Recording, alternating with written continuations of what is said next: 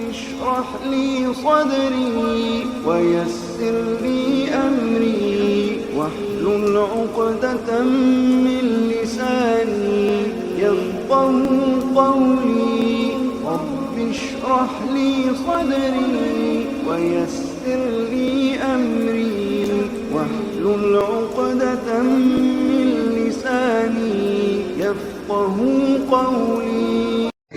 الحمد لله نحمده ونستعينه ونستغفره ونعوذ بالله من شرور أنفسنا ومن سيئات أعمالنا من يهده الله فلا مضل له ومن يضلل فلا هادي له أشهد أن لا إله إلا الله وأن محمدا عبده ورسوله أما بعد يا أيها الذين آمنوا اتقوا الله حق تقاته ولا تموتن إلا وأنتم مسلمون يا أيها الناس اتقوا ربكم الذي خلقكم من نفس واحدة وخلق منها زوجها وبث منهما رجالا كثيرا ونساء واتقوا الله الذي تساءلون به والأرحام إن الله كان عليكم رقيبا يا أيها الذين آمنوا اتقوا الله وقولوا قولا سديدا يصلح لكم أعمالكم ويغفر لكم ذنوبكم ومن يطع الله ورسوله فقد فاز فوزا عظيما فإن أصدق الحديث كتاب الله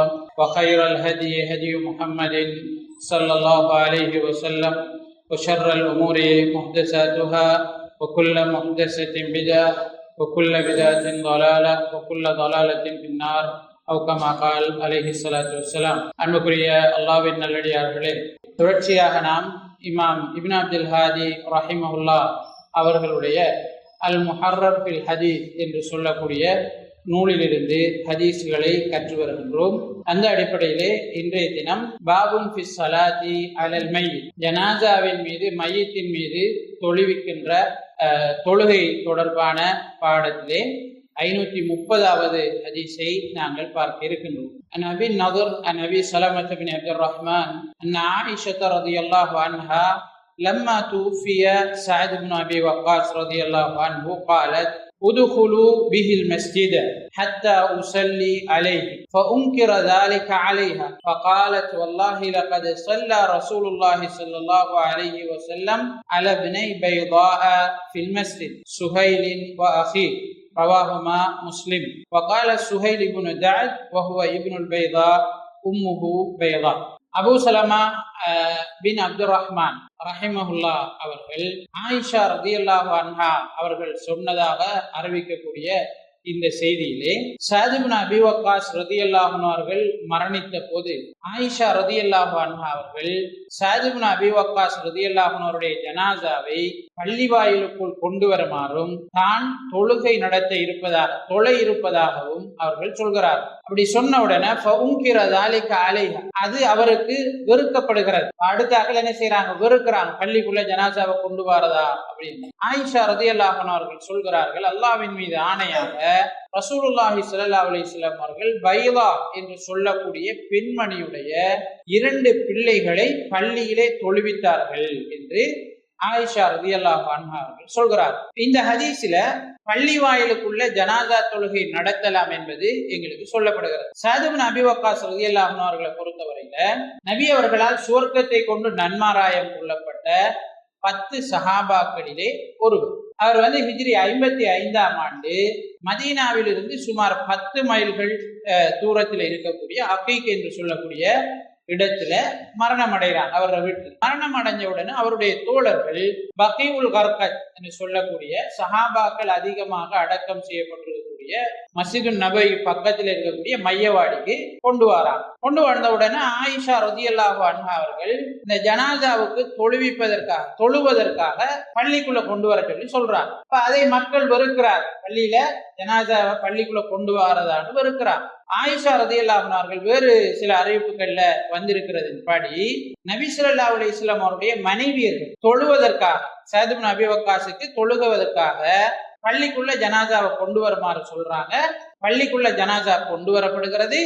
அவர்கள் அனைவரும் சஅத் இப்னு அபீ வக்காஸ் ரலியல்லாஹு அன்ஹு அவர்களுக்காக தொழுகிற நேரம் பள்ளிக்குள்ள ஜனாசாவை கொண்டு வரதா என்ற ஒரு கருத்து, ஒரு விமர்சனம் சஹாபாக்களுக்கு மத்தியில அல்லது ஜனாசாவை கொண்டு வந்தவர்களுக்கு மத்தியில ஏற்படுகிறது. அதான் ஆயிஷா ரலியல்லாஹு அன்ஹா அவர்கள் சொல்கிறார்கள், மிச்சம் காலம் போகவும் இல்லை, நபி ஸல்லல்லாஹு அலைஹி வஸல்லம் அவர்கள் இப்படி செய்திருக்கிறார்கள், அப்ப ஏன் இதை மறந்துட்டீங்க அப்படின்னு சொல்லி ஆயிஷா ரலியல்லாஹு அன்ஹா அவர்கள் கேட்டதாக வேறு அறிவிப்புகளிலே பதிவு செய்யப்பட்டிருக்கிறது. இப்ப இந்த ஹதீஸில் எங்களுக்கு கிடைக்கிற பயன்கள்ல ஒன்று என்னன்னால், ஜனாசா தொழுகைகள் பள்ளியிலே நடத்த முடியும் என்பது எங்களுக்கு கிடைக்கக்கூடிய ஒரு படிப்பினை. இரண்டாவது, இந்த ஹதீஸ்ல எங்களுக்கு கிடைக்கக்கூடிய படிப்பினை என்னன்னால், நபி ஸல்லல்லாஹு அலைஹி வஸல்லம் அவருடைய காலத்தில் பெரும்பாலும் ஜனாசா தொழுகைகள் பள்ளியில் நடைபெறவில்லை என்பதுதான் என்ன செய்யுது இந்த ஹதீஸ் எங்களுக்கு சொல்லு. இப்ப ஜனாசா தொழுகை என்பது திடல்ல நபி ஸல்லல்லாஹு அலைஹி வஸல்லம் அவர்கள் சஹாபாக்களை எல்லாம் கூட்டி செய்திருக்கக்கூடிய ஒன்று, வருபவர்கள் வந்தவர்களை இணைத்து செய்தார்களே தவிர பள்ளியில் தொடர்ந்து ஜனாசா தொழுகையை நபி அவர்கள் தொழுவிப்பவர்களாக இருக்கவில்லை. அப்படி இருந்திருந்தா என்ன செஞ்சிருக்க மாட்டாங்க, இந்த கேள்வி கேட்டிருக்க மாட்டாங்க, இப்படி சொல்லியிருக்க மாட்டாங்க. அப்ப பலருக்கு நபி ஸல்லல்லாஹு அலைஹி வஸல்லம் அவர்கள் தொழுவித்தது தெரியல, சிலருக்கு தெரிந்திருந்தது. அப்ப தெரிந்தவர்கள் என்ன செய்யறார்கள், இல்ல நபி ஸல்லல்லாஹு அலைஹி வஸல்லம் அவங்க தொழுவிச்சாங்க சொல்லி என்ன செய்யறாங்க சொல்றாங்க. அப்ப இது இரண்டாவது எங்களுக்கு இந்த ஹதீஸ்ல கிடைக்கக்கூடிய படிப்பினையாக இருக்கிறது. மூன்றாவது, இந்த ஹதீஸ் ஜனாசா தொழுகையோடு சம்பந்தப்பட்டு எங்களுக்கு சொல்லக்கூடிய இன்னும் ஒரு விஷயம் என்னென்றால், பெண்கள் ஜனாசா தொழுகையில் கலந்து கொள்ள முடியும். அவங்க அந்த வீட்டுல ஜனாசா வச்சு தொழலாம், அல்லது பள்ளியிலையும் ஜனாசா தொழுகையில பெண்கள் கலந்து கொள்ளலாம். அப்ப நபி ஸல்லல்லாஹு அலைஹி வஸல்லம் அவருடைய காலத்துல பெண்கள் ஆண்களோடு தொழ சேருகின்ற நேரம் எத்தகைய ஒழுங்குல இருந்தாங்களோ அந்த ஒழுங்கை கவனித்து பெண்கள் சப்புகளிலே நின்று ஜனாசா தொழுகை தொழலாம் என்கிறது இந்த ஹதீஸ்ல எங்களுக்கு கிடைக்கக்கூடிய மூணாவது படிப்பினையாக இருக்கிறது. நாலாவது, இந்த ஹதீஸ்ல இருந்து எங்களுக்கு கிடைக்கக்கூடிய இன்னும் ஒரு விஷயம் என்னென்னால், அடுத்தவர்கள் வெறுக்கிறார்கள் என்பதற்காக சுன்னா விடப்படுவது இல்லை. நபி ஸல்லல்லாஹு அலைஹி வஸல்லம் அவருடைய வழிமுறையை நாங்க விட முடியாது. அடுத்தவர்களுக்கு தெரியாதுங்கிறதுக்காக, அடுத்தவர்களுக்குள்ள சலசலப்பு ஏற்படுகிறது என்கிறதுக்காக, அடுத்தவர்கள் வெறுக்கிறார்கள் என்பதற்காக நபி வழியை விட முடியாது என்கிறது இந்த ஹதீஸ்ல சொல்லப்படுது. ஆயிஷா ரலியல்லாஹு அன்ஹா அவர்கள் ஜனாசாவை பள்ளிக்குள்ள கொண்டு வருமாறு சொல்கிறார்கள். அதை சிலர் எதுக்குறாங்க, ஜனாசாவை கொண்டு பள்ளிக்குள்ள கொண்டு போறதா எதுக்குறாங்க. ஆயிஷா ரலியல்லாஹு அன்ஹா விடல், சரி எதுக்குறாங்க, அப்ப விட்டுட்டு போட்டும், சொல்லிட்டு போட்டும், வெளியில தொழுகிறதும் சுன்னத்தானே, உள்ளுக்கு வர தேவையில்லைன்னு சொல்லி ஆயிஷா ரலியல்லாஹு அன்ஹா விடல். என்ன சொல்றாங்க, பள்ளிக்குள்ள கொண்டு வாங்க, நபி ஸல்லல்லாஹு அலைஹி வஸல்லம் அவர்கள் தொழுவித்திருக்கிறார்கள் சொல்றாங்க. இப்ப சிலர் சுன்னத்துக்களை நிறைவேற்றுவதை சிலர் வெறுக்கிறார்கள் என்பதற்காக, சில சலசலப்புகள் ஏற்படுகிறது என்பதற்காக சுன்னாக்கள் விடப்படக்கூடாது என்கிறது இந்த ஹதீஸ்ல எங்களுக்கு விளங்கக்கூடிய இன்னும் ஒரு விஷயமாக இருக்கிறது. ஐந்தாவது, இந்த ஹதீஸ்ல எங்களுக்கு தெரியக்கூடிய விஷயம் என்னென்றால், தெரிந்தவர்கள் தெரியாதவர்களுக்கு கற்றுக் கொடுக்க வேண்டும். எதிர்க்கிறார்கள் என்பதற்காக நபி ஸல்லல்லாஹு அலைஹி வஸல்லம் அவருடைய போதனையை சொல்லுவதை விட்டுவிடக் கூடாது. அடுத்தவர்கள் வெறுக்கிறார்கள் என்பதற்காக தனக்கு தெரிந்த நபி ஸல்லல்லாஹு அலைஹி வஸல்லம் அவருடைய ஹதீஸுகளை அடுத்தவர்களுக்கு கற்றுக் கொடுப்பதற்கு சொல்வதற்கு பின்வாங்க கூடாதுங்கிறத ஆயிஷா ரலியல்லாஹு அன்ஹா அவர்களுடைய இந்த செயலினூடாக நாங்கள் புரிந்து கொள்கிறோம். ஆறாவது, இந்த ஹதீஸ்ல எங்களுக்கு கிடைக்கக்கூடிய பயன், இந்த ஹதீஸ்ல எங்களுக்கு கிடைக்கக்கூடிய விளக்கம் என்னன்னால், ஒரு பிள்ளைய தந்தையுடைய பெயர் சொல்லி அழைப்பதை போலவே தாயினுடைய பெயரை சொல்லியும் என்ன செய்யலாம், அழைக்கலாம். நபி ஸல்லல்லாஹு அலைஹி வஸல்லம் அவருடைய காலத்துல பைலா என்று சொல்லக்கூடிய பெண்மணி, அவர் பெண், அந்த பெண்ணுடைய பெயரை சொல்லி அந்த பெண்ணுடைய மகன் என்று சொல்லி என்ன செய்யப்பட்டிருக்கிறார், அழைக்கப்பட்டிருக்கிறார்கள். தந்தையுடைய பெயர் சொல்லி அழைப்பதை போலவே தாயினுடைய பெயரையும் சொல்லலாம் என்கிற செய்தி இந்த ஹதீஸ்ல எங்களுக்கு சொல்லப்படுகிறது. 531வது ஹதீஸ், an சமுரா bin Jundub قال صليت وراء النبي صلى الله عليه وسلم على امرأة ماتت في نفاسها فقام عليها وسطها متفق عليه. சமுரா bin Jundub ரலியல்லாஹு அன்ஹு அவர்கள் சொல்கிறார்கள், நபி ஸல்லல்லாஹு அலைஹி வஸல்லம் அவர்களுடன் நிஃபாஸிலே, அதாவது பிள்ளை பேற்றுக்கு பிறகு பிள்ளை பேற்று இரத்த போக்கினால் மரணித்த ஒரு பெண்மணிக்காக ஜனாசா தொழுகையில் நாங்கள் நின்றோம், தொழுதேன். அப்போது நபி ஸல்லல்லாஹு அலைஹி வஸல்லம் அவர்கள் அந்த பெண்மணியினுடைய நடுவிலே நின்று தொழுவித்தார்கள் என்று சமரா பின் ஜுந்துப் ரலியல்லாஹு அன்ஹு அவர்கள் சொல்கிறார். இப்ப ஜனாசா தொழுகை என்ற பாடத்துல எங்களுக்கு இந்த ஹதீஸ இமாம் இப்னு அப்துல் ஹாதி ரஹிமஹுல்லாஹ் அவர்கள் கொண்டு வந்திருப்பது பெண்களுக்காக ஜமாத்தாக ஜனாசா தொழுகை நடத்தலாம். பெண்களுக்கோ ஆண்களுக்கோ ஜமாத்தாக ஜனாசா தொழுகை நடத்தலாம். ஜமாத்தாக நடத்துற நேரம் நாங்க ஏனைய ஜமாத்து தொழுகையில எப்படி இமாமுக்கு பின்னால மாமுங்கள் நிற்பாங்களோ அதே போன்றுதான் ஜனாசா தொழுகையிலும் மாமுங்கள் இமாமுக்கு பின்னால் நிற்க வேண்டும் என்கிறத இந்த ஹதீஸ் எங்களுக்கு சொல்லுது. அது மாதிரி ஜனாசா தொழுகையை பொறுத்தவரையில பெண்களை பொறுத்தவரை நபி ஸல்லல்லாஹு அலைஹி வஸல்லம் அவருடைய இந்த ஹதீஸின் படி அவங்க நடுவுல என்ன செய்யணும், பெண்களுடைய பொடியில நடுப்பகுதியில இமாம் நிற்க வேண்டும். நிற்கிற நேரம் ஏன் அப்படி நின்றாங்கன்னு சொல்லி இமாம்கள் இந்த ஹதீஸை விளங்கப்படுத்துற நேரம் சொல்றாங்க. அப்படி நிற்கிற நேரம் பெண்ணை யாரும் என்ன செய்ய மாட்டாங்க, ஜனாசாவை யாரும் பார்க்கறதுக்கான வாய்ப்பு இருக்காது. நடுவில் நின்று அங்கலஞ்சால திரும்பினா தான் என்ன செய்யலாம், பார்க்கலாம். நேரடியாக காண்பதற்கான வாய்ப்பு இருக்காது என்றதுக்காக நபி ஸல்லல்லாஹு அலைஹி வஸல்லம் அவர்கள் பெண்கள் உயிரோடு இருக்கிற நேரமும் அவர்கள் அடுத்தவர்களுக்கு மறைவானவர்களாக, தங்களை மறைத்து கொண்டவர்களாக, ஒழுக்கமானவர்களாக இருக்க வேண்டும். அவர்களுடைய கௌரவம் பேணப்பட வேண்டும். மரணித்ததற்கு பிறகும் அவருடைய கௌரவம் பேணப்பட வேண்டும் என்கிறத, அவர்களுடைய மானம் பேணப்பட வேண்டும் என்கிறத நபி ஸல்லல்லாஹு அலைஹி வஸல்லம் அவர்கள் உணர்த்துவதற்காக இப்படி நின்றார்கள் என்று இமாம்கள் இதற்கு விளக்கம் சொல்கிறார். இந்த விளக்கம் தான் எங்களுக்கு பொருத்தமில்லை என்று பட்டாலும், இந்த விளக்கம் எங்களுக்கு தெரியல என்றாலும், நாங்க நபி ஸல்லல்லாஹு அலைஹி வஸல்லம் அவர்கள் எங்க நின்றாங்களோ அதை என்ன செய்யணும், நிறைவேற்றும். நபி ஸல்லல்லாஹு அலைஹி வஸல்லம் அவருடைய செயல்கள் காரியங்கள் தெரிந்தால்தான் நிறைவேற்ற வேண்டும் என்பது அல்ல. நபி ஸல்லல்லாஹு அலைஹி வஸல்லம் அவங்க கிப்லா பக்கம் துப்பல, என்ன காரணத்துக்காக துப்பலன்னு நாங்க என்ன செய்யறல, கேட்கறது இல்லை. ஆனா சில நேரம் என்ன செய்வாங்க, இமாம்கள் இதுக்கு விளக்கம் சொல்லுவாங்க, இதுக்காக இருக்கலாம். அது மேலோட்டமாக மேலதிகமான ஒரு பயனாக எடுத்துக்கொள்ள வேண்டியதை தவிர நபி ஸல்லல்லாஹு அலைஹி வஸல்லம் அவருடைய போதனைகள் நடத்தைகளுக்கு நாங்க ஏன் இதை இப்படி செஞ்சாங்க, இப்படி செஞ்சிருக்கலாம் தானே கேள்வி கேட்க முடியாது. நபி ஸல்லல்லாஹு அலைஹி வஸல்லம் அவர்கள் அப்படி செய்தார்கள் என்றால் நாங்கள் அப்படி நிறைவேற்ற வேண்டும். அதுதான் மார்க்கமாக இருக்கிறது. ஆண்களை பொறுத்தவரையில ஆண்களுடைய தலைப்பகுதிக்கு நேர நிக்கலாம் என்றும் நெஞ்சு பகுதிக்கு நேர நிக்கலாம் என்றும் இரண்டு விதமான கருத்துக்கள் இருக்கிறது. 532வது செய்தி, நபி ஹுரைரா ரலியல்லாஹு அன்ஹு அன்ன ரசூலுல்லாஹி ஸல்லல்லாஹு அலைஹி வஸல்லம் நஹா அன்-நஜ்ஜாஷிய ஃபில் யௌம் அல்லதி மாத ஃபீஹி வ خرج بهم الى المصلى فصف بهم وكبر عليه 4 تكبيرات متفق عليه. மேலுக்கு நாங்க பார்த்த ஹதீஸ்ல இன்னும் ஒரு விஷயத்தை நாங்க சொல்லலாம். ஒரு பொம்பளை நிஃபாஸ் காலத்துல மரணிச்சால் அவருக்கு என்ன மரணம், ஷஹீத். ஒரு பொம்பளை பிள்ளை பேற்று ரத்த போக்குல அந்த வேதனையில மரணிப்பாவா இருந்தால் அவ ஷஹீத். ஆனா ஷஹீதுக்கு ஜனாசா தொழுகை நடத்துறல, அப்படித்தானே? ரசூலுல்லாஹ் ஜனாசா தொழுகை நடத்திருக்காங்க. போர்க்களத்துல மரணிச்ச மட்டும்தான் என்ன செய்யறல, ஜனாசா தொழுகை நடத்துறது.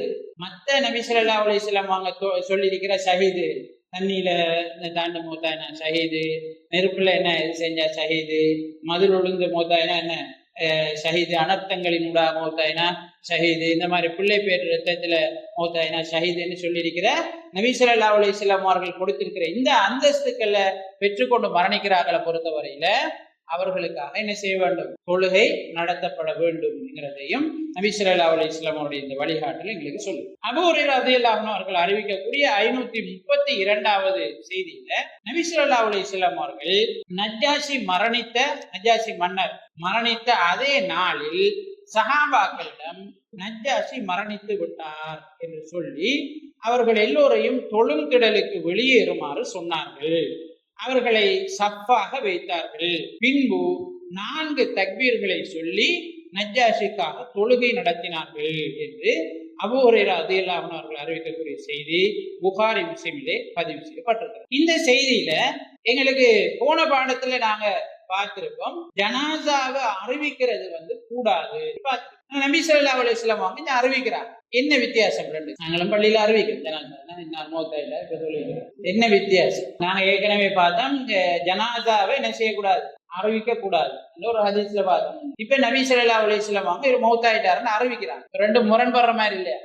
ஜாஹிலிய காலத்துல ஒரு ஆள் மௌத்தாயினால் அவருக்காக என்ன செய்வாங்க, பறையடிப்பாங்க. பறையடிக்கிறேன்னு சொல்ற நம்ம காலத்திலே ஆரம்பத்திலே இருந்துட்டு சுண்ணத்து கல்யாணம், இந்த கல்யாணம், மாப்பிள்ளை கூட்டிட்டு போறது, இதெல்லாம் என்ன செய்யற முதல் மேளம் அடிக்கிறது. ரோட்டு வழியை ஒரு சந்திலையை வச்சு அடிச்சு அப்படிதான் என்ன செய்வாங்க, கொண்டு வாங்க.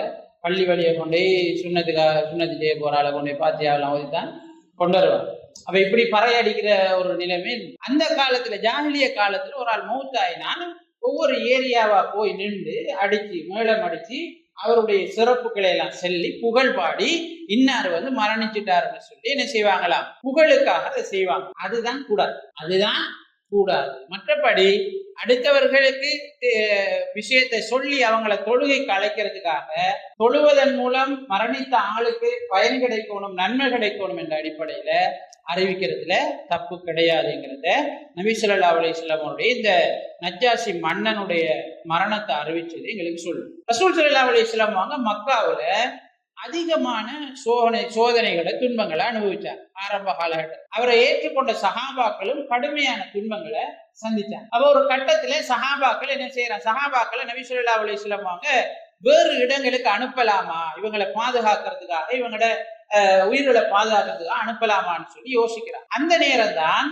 சஹாபாக்களுக்கு நபி ஸல்லல்லாஹு அலைஹி வஸல்லம் அவங்க சொன்னாங்க, எங்களுக்கு பக்கத்துல ஹபஷாவுல ஒரு மன்னர் இருக்கிறார், அவர்கிட்ட அநியாயம் இழைக்கப்பட மாட்டாது, எனவே அங்க நீங்க போங்க என்று சஹாபாக்களுக்கு வழிகாட்டார். அப்பதான் ஜாபர் பின் அபி தாலிப் ரலியல்லாஹு அன்ஹு அவருடைய தலைமையில குறிப்பிட்ட சிலர் ஹபஷாவுக்கு, இப்ப இருக்கிற எத்தியோப்பியா ஹபஷாவுக்கு போறதுக்கு என்ன செய்யறாங்க, முயற்சிக்கிறாங்க. ஹிஜ்ரி 5ஆம் ஆண்டு இரவோடு இரவாக ஒரு வியாபார கப்பலின் ஊடாக என்ன செய்யறாங்க, அவங்க ஹபஷாவுக்கு போறாங்க. ஹபஷாவை ஆட்சி செஞ்ச ஆட்சியாளர்களுக்கு தான் சொல்றது நஜ்ஜாசி. நஜ்ஜாசி என்றது அவருடைய பேர் அல்ல, ஹபஷாவை ஆட்சி செய்த மன்னர்களுக்கு சொல்லக்கூடிய சிறப்பு பெயர் நஜ்ஜாசி. அப்ப இந்த நஜ்ஜாசி மன்னரை பொறுத்தவரையில அவர்கிட்ட அநியாயம்ங்கிறது கிடையாது, அநியாயம் இழைக்கப்பட மாட்டாங்க, அங்க நீதி நிலைநாட்டப்படுகிறது, அங்க நீங்க போங்க நபி ஸல்லல்லாஹு அலைஹி வஸல்லம் அவர்கள் அனுப்பி வைக்கிறார். இப்ப ஜாபர் பின் அபி தாலிப் ரலியல்லாஹு அன்ஹு அவருடைய தலைமையில் ஒரு குழு போகுது, நைட்டோட நைட்டா போயிட்டாங்க. காலையில இந்த தகவல்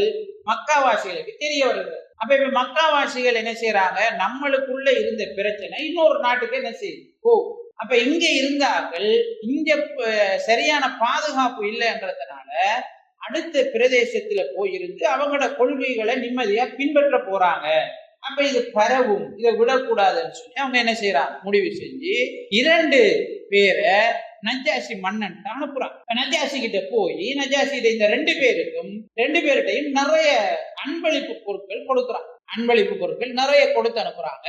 நஜ்ஜாசி மன்னனுக்கும் அன்பளிப்பு பொருள், அடுத்தது அவனோட சபையில இருக்கிற அமைச்சர்கள் மந்திரிகள் எல்லாருக்குமே அன்பளிப்பு பொருட்கள் கொடுத்து பெரிய ஏற்பாடுகளோட அந்த இருவரும் போறாங்க. போய் ஒவ்வொரு மந்திரிகளா சந்திச்சு அவங்களுக்கு தனிப்பட்ட அடிப்படையில அன்பளிப்பு பொருட்களை கொடுத்து, நாங்க இதுக்காக தான் வந்திருக்கோம், உங்கள்கிட்ட வந்திருக்கிற இந்த குழுவை நீங்க மக்காவுக்கு திருப்பி அனுப்பணும், அவங்க இன்னத்துக்காக தான் வந்திருக்காங்கன்னு சொல்றாங்க. இப்ப எல்லாருமே ஒத்துக்கொள்றாங்க, நீங்க கதைக்கிற நேரம் நாங்க மன்னருக்கு சொல்லுவோம், நீங்க திருப்பி அனுப்புங்க நாங்க சொல்லுவோம்னு எல்லாரும் ஏற்றுக்கொள்கிறார்கள். அப்படி எல்லாரையும் சமைச்சிட்டு மன்னர்கிட்ட விஷயம் வந்தோடனே அவங்க என்ன செய்யறாங்க, மக்காவில இருந்து வந்த முஷ்ரிக்குகளுடைய பிரதிநிதிகள் நஜ்ஜாசி மன்னன் விஷயத்தை எடுத்து சொல்றாங்க. இப்படி எங்கட நாட்டில இருந்து, எங்கட பிரதேசத்துல இருந்து என்ன புதிய ஒரு கொள்கையை ஏற்றுக்கொண்டு அவங்களோட மார்க்கத்தை எல்லாம் விட்டுட்டு, பழைய மார்க்கத்தை எல்லாம் விட்டுட்டு குலப்புற ஆக்களாக வாழ்ந்து உங்கள்கிட்ட இப்ப ஓடி வந்திருக்கிறாங்க, அடைக்கலம் தேடி வந்திருக்கிறார்கள், நீங்க அவங்கள விடக்கூடாது, அவங்க உங்களையும் இங்க குழப்பிடுவாங்க, அதனால நீங்க திரும்ப மக்காவுக்கே அவங்களை அனுப்பிங்கன்னு சொல்லி சொல்றாங்க. சொன்ன உடனே இருந்த மந்திரிகள் அமைச்சர்கள் எல்லாம் சொல்றாங்க, அவங்க சொல்றதான் கரெக்ட், அங்க இருந்து வந்தாக்கள் நம்ம அங்கேயே அனுப்பிடுவோம்னு சொல்லி எல்லாருமே ஏற்கனவே திட்டமிட்ட மாதிரி சொல்றாங்க. மன்னன் நஜ்ஜாசி நடுநிலைமையானவர், நீதமானவர், நபி ஸல்லல்லாஹு அலைஹி வஸல்லம் அவர்கள் ஏற்கனவே அறிவித்திருக்கிறார். இப்ப மன்னர் நஜ்ஜாசி ஜாபர் பின் அபி தாலிப் ரலியல்லாஹு அன்ஹு அவருடைய தலைமையில் இருந்த குழுவை கூப்பிடுறாங்க. ஒரு ஆள்கிட்ட கேட்டு முடிவெடுக்க இயலாது, அவங்களையும் வர சொல்லுங்க கூப்பிட்டு விசாரிக்கிறார். விசாரித்த நேரம் ஜாபர் பின் அபி தாலிப் ரலியல்லாஹு அன்ஹு அவர்கள் இஸ்லாத்தை பற்றியும் மக்காவாசிகளுடைய நடத்தைகள் அவங்க முன்னுக்கு எப்படி இருந்தாங்க இப்ப எப்படி மாறி இருக்கிறாங்கன்றதையும் தெளிவாக விளங்கப்படுத்துறாங்க. நாங்க சிலைகளை வணங்கி கொண்டிருந்தோம்,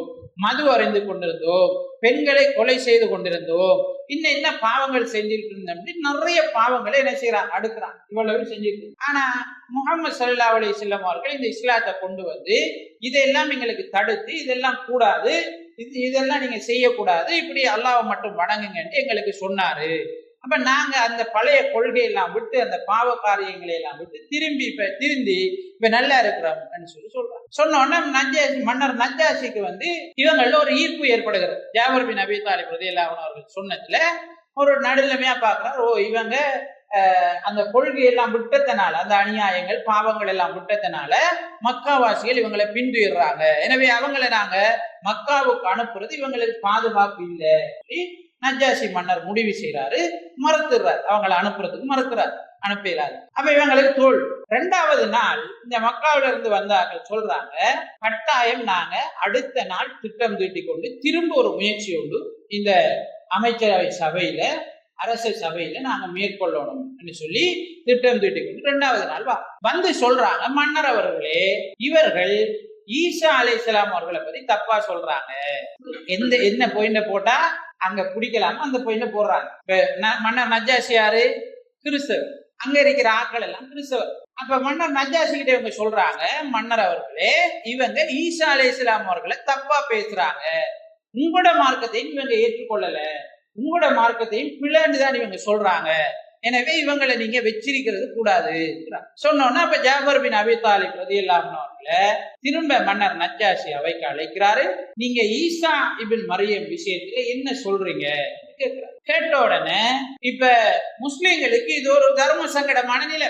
கிறிஸ்தவர்கள் சொல்ற அதே கருத்தை சொல்லிக்கொள்ளவும் மேலாது, இஸ்லாத்துல சொல்லப்பட்டிருக்கிற விஷயத்த சொல்லிக்கொள்ளவும் மேலாது. அப்ப என்ன நடக்கும், நம்ம உண்மையை பேசினோம்னா என்ன நடக்கும் என்ற விஷயம் தெரியாம கலம்பலான ஒரு நிலை. என்றாலும் முடிவு செய்யறாங்க, நம்ம உண்மையை சொல்றது, நடக்கட்டும் சொல்லி என்ன செய்யறாங்க, முடிவு செய்யறாங்க.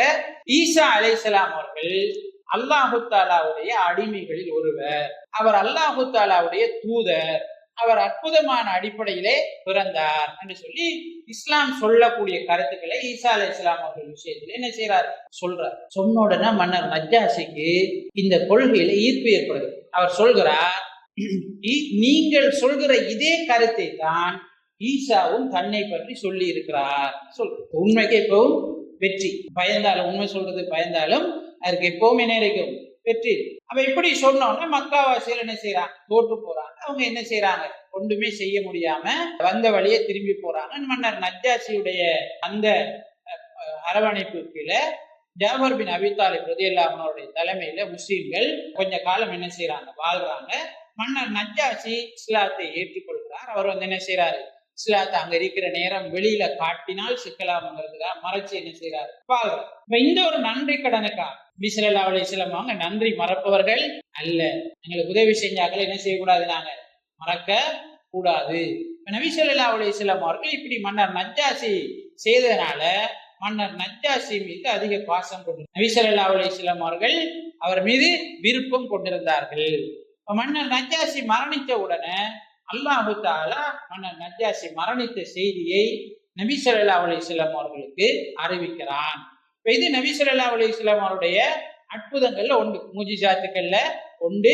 நபி ஸல்லல்லாஹு அலைஹி வஸல்லம் அவர்களுக்கு வஹியாக செய்தி அறிவிக்கப்படுவதற்குரிய அடையாளங்கள்ல இதுவும் ஒன்றாக இருக்கிறது. இப்ப மன்னர் நஜ்ஜாஷியை பொறுத்தவரையில அவர் ஒரு கிறிஸ்தவ பிரதேசத்துல வாழ்ந்தாருங்கிறதுனால அவருக்கு தொழுகை நடத்துவதற்கான ஏற்பாடுகள் அங்கே இருக்கவில்லை, அங்க முஸ்லிம்கள் இருக்கல. அப்ப நபி ஸல்லல்லாஹு அலைஹி வஸல்லம் அவர்கள் மதீனாவுக்கு வந்தோடனே திரும்ப அபசாவுல இருந்த ஆட்கள் எல்லாம் மதீனாவுக்கு வந்து முஸ்லிம்களோட சேர்ந்து கொண்டாங்க. மன்னர் நஜ்ஜாஷி கிறிஸ்தவர்களுக்குள்ள வாழ்ந்தார், முஸ்லிம்கள் இருக்கல. அப்ப அவருக்கு ஜனாசா தொழுகை நடத்தப்படவில்லை. அதனால நபி ஸல்லல்லாஹு அலைஹி வஸல்லம் அவர்கள் சஹாபாக்கள் எல்லாத்தையும் அறிவிச்சு அவங்கள தொழுகிறதுக்கு எடுத்து மன்னர் நஜ்ஜாஷிக்காக தொழுகை நடத்தினார்கள் என்கிறத இந்த செய்தியில நாங்க பார்க்கிறோம். இந்த செய்தியில எங்களுக்கு கிடைக்கக்கூடிய ஒரு விஷயம் என்னன்னா, எங்கள்கிட்ட இல்லாம வேறு ஒரு இடத்துல மரணித்தவருக்காக நாங்கள் ஜனாசா தொழுகை நடத்தலாமா அப்படிங்கிற விஷயம். எங்களோட இல்லாம நாங்க மதிக்கின்ற அல்லது முக்கியமான ஒருவர் வேறு ஒரு இடத்துல மரணிச்சிருக்கிறாரு, அவருக்காக நாங்க ஜனாசா தொழுகை நடத்தலாமா? இமாம்கள்ட்ட 2 விதமான கருத்துக்களும் இருக்கிறது. இஸ்லாமிய அறிஞர்கள்ட்ட ரெண்டு விதமான கருத்துக்களும் இருக்கிறது. பெரும்பான்மையான சாராருடைய கருத்து என்னென்றால், வேறு இடத்துல மரணித்தவருக்கு ஜனாசா தொழுகை நடத்தப்படவில்லை என்றால் அவருக்கு கண்டிப்பாக ஜனாசா தொழுகை அவருக்காக நடத்தப்பட வேண்டும். ஏன்னா ஜனாசா தொழுகைங்கிறது ஃபர்து கிஃபாயா. ஃபர்து கிஃபாயா, ஃபர்து கிஃபாயானா குறிப்பிட்ட ஒரு சாரார் செஞ்சால் போதும், அடுத்தவர்களுக்கு அந்த குற்றம் பழி வராது. ஆனா உத்தரம் செய்யலைன்றால் எல்லாரும் குற்றவாளிகளாக என்ன செய்வாங்க, மாறும். இப்ப ஜனாசா தொழுகை குறிப்பிட்ட ஒரு சாராராவது தொழ வேண்டும். இப்ப மன்னர் நஜ்ஜாசியை பொறுத்தவரையில அவருக்காக தொழுகை நடத்தப்படவில்லை, அவர் முஸ்லீமா இருந்தாரு, அதனால நபி ஸல்லல்லாஹு அலைஹி வஸல்லம் அவர்கள் அவருக்காக தொழுகை நடத்தினார்கள். எனவே அந்த விஷயம் முடிந்து விட்டது. யாருக்காவது தொழுகை நடத்தப்படவில்லை என்றால் அவருக்காக நாங்கள் தொழுவிக்கலாம், ஆனால் தொழுகை நடத்தப்பட்டு விட்டால் நாங்கள் தொழுவிக்க கூடாது. நபி ஸல்லல்லாஹு அலைஹி வஸல்லம் அவருடைய காலத்திலும் நிறைய சஹாபாக்கள் மரணிச்சிருக்கிறாங்க, யுத்தத்துல நிறைய பேர் இணைஞ்சிருக்கிறாங்க, மரணிச்சிருக்கிறாங்க, நிறைய முக்கியஸ்தர்கள் மரணித்திருக்கிறாங்க. யாருக்கும் நபி ஸல்லல்லாஹு அலைஹி வஸல்லம் அவர்கள் அப்படி தொழுகை நடத்தவில்லை. நபி ஸல்லல்லாஹு அலைஹி வஸல்லம் அவர்கள் தொழுவிச்ச ஆட்களுக்கு தொழுகிறதா இருந்தால் அவர் அடக்கின இடத்துக்கு போய், அடக்கப்பட்டிருக்கிற இடத்துக்கு போய் நினைஞ்சிருக்கிறாங்க, தொழுவிருக்கிறாங்கன்னு சொல்லி பெரும்பான்மையான இஸ்லாமிய அறிஞர்கள் இந்த ஹதீஸை விளக்கும் போது சொல்கிறார்கள். சில இமாம்கள், இமாம் ஷாஃபி, இமாம் அஹ்மது இப்னு ஹம்பல் போன்றவர்கள் இந்த ஹதீஸை வச்சு தொழுகை நடத்த முடியும் என்று சொல்கிறார்கள். இந்த ஹதீஸ்ல எங்களுக்கு கிடைக்கக்கூடிய அடுத்த படிப்பினை என்னன்னால், ஏனைய தொழுகைக்கு சஃப்பாக நிற்கிறத போல ஜனாசா தொழுகையிலும் சஃப்பாக நிற்க வேண்டும் என்கிற செய்தி இந்த ஹதீஸ்ல எங்களுக்கு சொல்லப்படுகிறது. ஏற்கனவே நாங்க பார்த்தோம், ஒரு ஜனாசாவுக்கு அல்லாஹ்வுக்கு இணை வைக்காத 40 பேர் கலந்து கொண்டு 3 சஃப்புகளாக நின்று அவங்க தொழுகை நடத்தினால் அவர்களுடைய பிரார்த்தனையை அல்லாஹ் தஆலா ஏற்றுக்கொள்கிறான் என்று நபி ஸல்லல்லாஹு அலைஹி வஸல்லம் அவர்கள் சொல்லி இருக்கிற செய்தியை நாங்கள் பார்த்திருக்கிறோம். எனவே ஜனாசா தொழுகைக்கு ஆட்களை அதிகரித்துக் கொள்வதற்காக அல்லாஹ்வுக்கு இணை வைக்காத நபர்களை கொண்டு வந்து அந்த தொழுகையை தொழுவித்து மரணித்தவருக்கு பயன் கிடைக்குமாறு செய்ய வேண்டும் என்பதற்காக அடுத்தவர்களுக்கு ஜனாசா பற்றிய அறிவித்தலை வழங்குவதில் தப்பு இல்லை என்பது இந்த செய்தி எங்களுக்கு சொல்கிறது. இந்த செய்தியில் எங்களுக்கு கிடைக்கக்கூடிய 4வது படிப்பினை என்னென்றால், ஜனாசா தொழுகையுடைய தக்பீர்கள். ஜனாசா தொழுகை பெரும்பாலும் அடிப்படையில் 4 தக்பீர்கள். கூட்டலாமான்னு கேட்டால் கூட்டலாம், 5 6 போகலாம். ஆனா அடிப்படை பெரும்பான்மை என்னென்றால் 4 தக்பீர்கள் தான் ரசூல் ஸல்லல்லாஹு அலைஹி வஸல்லம் அவங்க நினைஞ்சிருக்கிறாங்க, சொல்லியிருக்காங்க. பின்னுக்கு சில ஹதீஸ்ல நாங்க பார்ப்போம், சில சந்தர்ப்பங்கள்ல 5 தக்பீர்கள் நினைஞ்சிருக்காங்க, சொல்லி தொழுகை நடத்தி இருக்கிறார். ஆனால் அடிப்படை பெரும்பான்மை 4 தக்பீர்கள் தான் செய்ய வேண்டும், சொல்ல வேண்டும். 1வது தக்பீருக்கு பிறகு எங்களுக்கு தெரியும் சூரத்துல் ஃபாத்திஹா ஓத வேண்டும். 2வது தக்பீருக்கு பிறகு நபி ஸல்லல்லாஹு அலைஹி வஸல்லம் அவர்கள் மீது ஸலவாத் சொல்ல வேண்டும். ஸலவாத் இப்ராஹிமியா என்று வரக்கூடிய எங்களோட தொழுகையில அத்தஹியாத்துல வரக்கூடிய ஸலவாத்தை நாங்க ஓதுவோம். 3வது தக்பீருக்கு பிறகு ஜனாசாவுக்காக நாங்கள் பிரார்த்தனை. 4வது தக்பீருக்கு பிறகு நாங்க என்ன செய்வோம், சலாம் கொடுப்போம். இதுதான் ஜனாசா தொழுகையினுடைய ஒழுங்காக இருக்கிறது. இன்ஷா அல்லாஹ் அடுத்தடுத்த பாடங்கள்ல இது தொடர்பாக வரக்கூடிய விரிவாக பல ஹதீஸ்கள் வந்திருக்கிறது, அதை நாங்கள் தெரிந்து கொள்ள முடியும். வல்லோன் அல்லாஹ் தஆலா நாம் எவற்றை கற்றுக்கொண்டோமோ தெரிந்து கொண்டோமோ அதை முறையாக நடைமுறைப்படுத்துவதற்கு எனக்கும் உங்களுக்கும் தௌஃபீக் செய்வானாக. ஆமீன் ஆமீன். வாஹிரு தஅவானா அல்ஹம்துலில்லாஹி ரப்பில் ஆலமீன். வஸ்ஸலாமு அலைக்கும் வரஹ்மத்துல்லாஹி வபரகாத்துஹு.